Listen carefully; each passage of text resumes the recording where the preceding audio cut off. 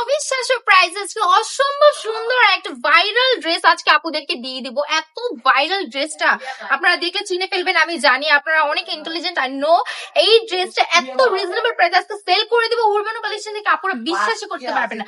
480 টাকার ড্রেস কিন্তু আজকে আপুদেরকে আমি মাত্র 450 টাকায় দিয়ে দিচ্ছি। বিশ্বাস হচ্ছে না তো, আমি জানতাম বিশ্বাস হবে না, বিশ্বাস না হওয়ার মতোই কথা।